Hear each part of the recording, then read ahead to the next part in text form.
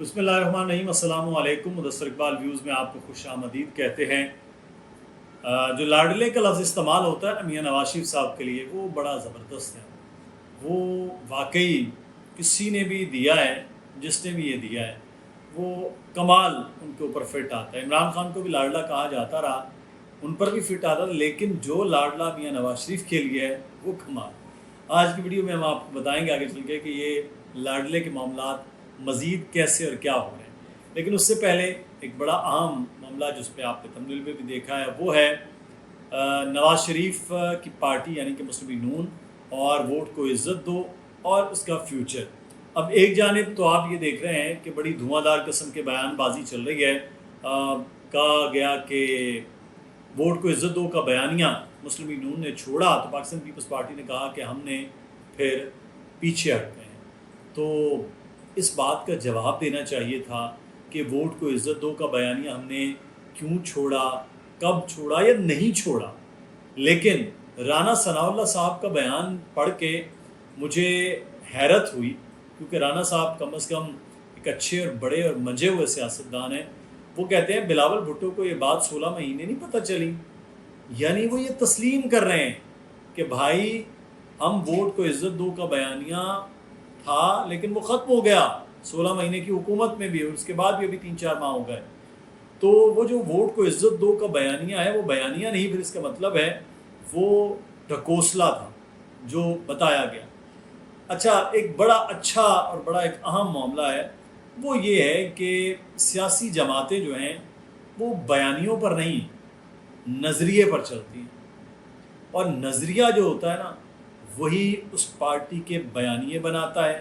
وہی نظریے کی بنیاد پر پارٹی اپنا منشور ترتیب دیتی ہے، اسی نظریے کی بنیاد پر پارٹی عوام کے پاس جاتی ہے، اور اسی نظریے کی بنیاد پر اگر وہ کامیاب ہوتے ہیں تو اپنی حکومت کی ڈائریکشن چلاتے ہیں۔ لیکن مسلم نون پر بڑا کمال آفرین ہے کہ وہ بیانیہ وقت کے ساتھ بناتے ہیں۔ مسلم نون جو بیانیہ اپنا ہے وہ ہر بدلتے وقت کے ساتھ بدل لیتے ہیں، جیسے گرگٹ رنگ بدلتا ہے۔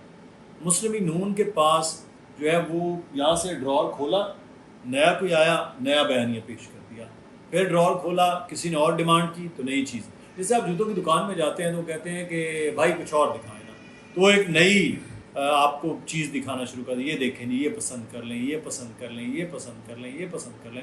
اس طرح کپڑے کی دکان پہ آپ 100 رنگ دیکھتے ہیں، 100 کپڑے کی کوالٹی دیکھتے ہیں، جو آپ کو پسند آئے وہ لے لیتے ہیں۔ تو اس وقت جو سیاست ہے وہ نظریے کی نہیں، دکانداری کی مسلم نون کی ہے۔ وہ اپنے ووٹ کو عزت دو، قاضی کو بتانا چاہتا ہوں، اس سے نکل کے آ کے پھر جی احتساب کریں گے ہم جرنیلوں کا، وہ باجوہ ہوں یا وہ فیض حمید ہوں، وہ نہیں پسند آ رہا آگے اور وہ واپس رکھ لیا، اب وہ ملک کو ہم بچائیں گے، ملک کو بچانے کا اکنامکلی ہم ملک کو بہتر کریں گے۔ اب یہ بیانیہ جو ہے وہ پیش کیا جا رہا ہے، اور پاکستان کا میڈیا وہ کسی کے آرڈر ہیں یا پتہ نہیں کیا ہے، وہ بھرپور طرح سے وہ پیش کر رہا ہے کہ مسلم نون کا یہ بیانیہ پیش کیا جائے، بتایا جائے، دکھایا جائے، سنایا جائے، لوگوں کو پڑھایا جائے اور ان کو سکھا دیا جائے کہ یہ بیانیہ۔ لیکن پاکستان کی عوام یہ جانتے ہیں کہ نظریات کی سیاست اور مفادات کی سیاست دو الگ الگ چیزیں ہیں۔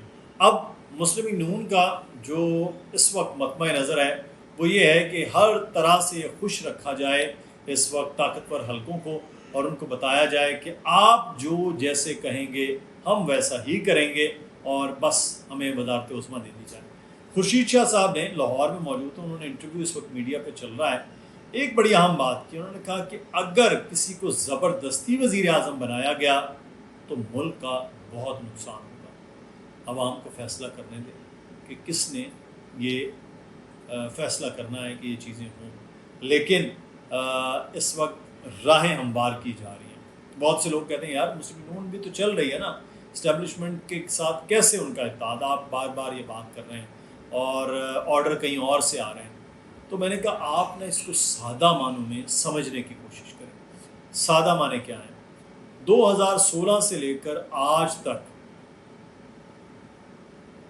متحدہ قومی موومنٹ پاکستان ایک خاص فون، اشارے اور بات پر ہی اپنے فیصلے کرتی ہے۔ وہ خاص فون اشارہ ہوتا ہے، وہ پی ٹی آئی کے ساتھ الحاق کر لیتے ہیں حکومت میں جا کے، وہ خاص اشارہ ہوتا ہے وہ شہباز شریف کو وزیر اعظم تسلیم کر لیتے ہیں، اب وہ خاص اشارہ ہے کہ وہ مسلم لیگ نون کے ساتھ آ جائیں۔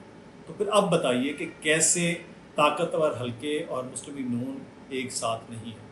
اور دوسری بات یہ ہے، بی اے پی بلوچستان عوامی پارٹی بنی کیسے، وہ آگے بڑھی کیسے، حکومت میں آئی کیسے، نگراں حکومت میں ان کے بڑے بڑے لوگ کیسے اس وقت براجمان ہیں، یہ میں بتا رہا ہوں لیکن آپ سمجھ رہے ہیں اس ساری بات کو، یہ چیز کو سمجھیے۔ وہ پارٹی کدھر جا رہی ہے؟ وہ پارٹی بھی جا رہی ہے مسلم لیگ نون کے ساتھ الحاق کرنے۔ تو سمجھ لیجئے کہ جو الحاق کا یہ معاملہ ہے وہ کہاں سے آرڈر آ رہا ہے اور کیسے ترتیب دیا جا رہا ہے، اور اس کے باوجود اگر پاکستان مسلم لیگ نون یہ کہے کہ وہ اپنے بل بوتے پر الیکشن بھی لڑ رہے ہیں، اپنے بل بوتے پر وہ حکومت بھی بنا لیں گے اور وہ لاڈلے نہیں ہیں، تو پھر اب بات بنتی نہیں ہے۔ یہ اس پہ آپ کی رائے کیا ہے؟ ضرور آگاہ کیجیے۔ اپنا خیال رکھیے۔ اللہ حافظ۔